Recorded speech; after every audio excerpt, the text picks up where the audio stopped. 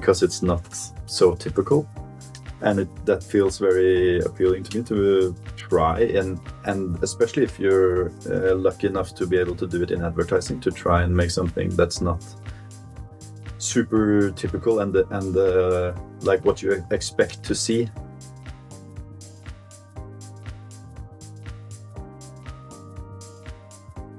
It's a very inspired idea. It's inspired by, first and foremost, an old commercial made by another Norwegian director called Kristoffer Borgli. The original was for a Scandinavian week of films on a Belgian TV channel. Yeah, so it wasn't a tourist ad, but it had this negative character who didn't like his surroundings. And then I went to a trip to Paris myself and managed to state to my girlfriend that the trip would be a success if we didn't see the Eiffel Tower. And then when we were going back, I felt kind of stupid saying that, and it inspired the start of this character called Halfdan. I wouldn't come here, to be honest. Oslo is just not... I mean, is it even a city? You know what I mean? Everything is just so available, you know? There's no exclusiveness. I grew up here, and I temporarily live here, unfortunately. It was a process where we nearly landed on someone else, and then I sort of by chance saw an old sketch Bendik did with this humor group in Norway called Humour, and he just has this wonderful face that's so annoying, but at the same time he's very handsome, and he just looked the part, and that's what he said when I sent him the text and sort of described the idea. He said, I think I am quite like this person you're describing. So it was from there on it was very easy. I don't understand why people go swimming in the middle of the city. It's disgusting. Have you ever been to Istanbul? Oslo feels more like a village, maybe. I mean, you walk around a corner and it's like, oh, there's the prime minister. And you walk around the next corner and it's like, oh, there's the king. I mean, you could just walk from one side of town to the other in like 30 minutes. Try that in New York or Paris. The main visual reference in our film is definitely like Joachim Trier in general. So yeah, it's The Worst Person in the World, and but also Reprise and Oslo.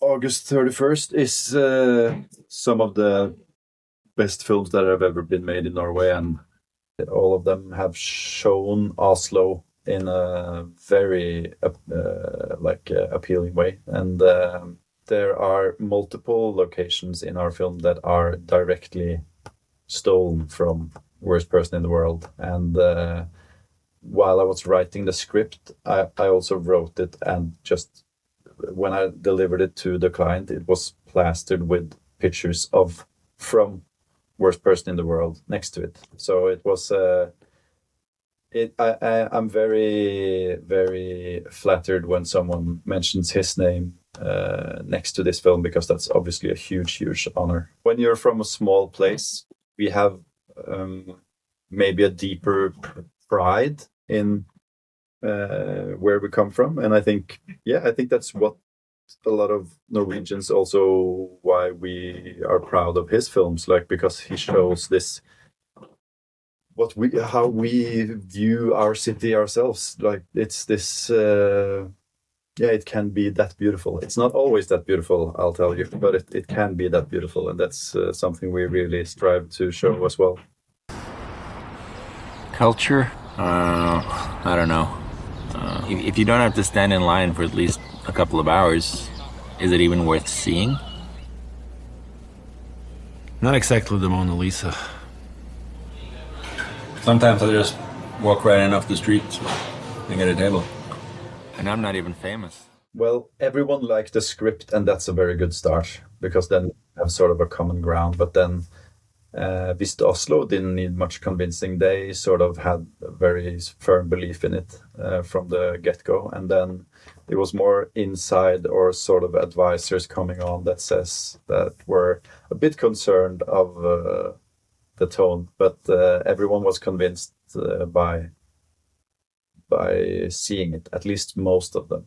I also feel like maybe a younger audience, we are a bit more aware that we're being targeted. So we might put up a guard if we feel like someone is trying very much to reach us. So I feel like I'm always very happy when I get to do stuff that feels more like it's its own thing. It's more honest in what it's trying to say, and it's not necessarily trying very hard to, or at least it feels like it's not trying very hard to get you to do something.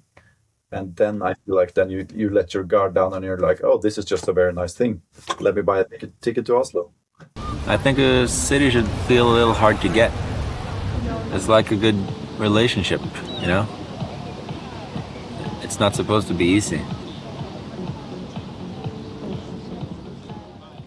It was our first, we only signed up for one category because it was the only thing we can afford, and it was nice to get a prize from it. Actually, we found out because a Norwegian ad journalist was in Cannes, and then, as you know, we don't know if we're going to win or not, so we had ordered the ticket. So me and Adam, the cinematographer, were actually in Brussels on our way to Cannes, so just in case.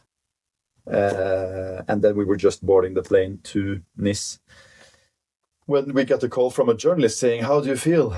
And we were like, what do you mean? And he's like, oh yeah, you're the highest awarded Norwegians this year. And we were like, oh, cool, I'll see you in an hour. And then we went there. So it was a great feeling. Especially with Cannes, it's one of the few things that in advertising is actually like a proper thing that's viewed highly and respected. So it's sort of to have that for me personally as a director and for this agency is very it has advantages. Something you can bring into pitches that sort of adds weight to your work, and it's not very often in the commercials we get these external confirmations of our work, and I think this is one of them, and has probably helped us a lot in new pitches. And I mean, me and Adam went to South Tyrol and made a commercial that they would never have heard of us if it wasn't for this.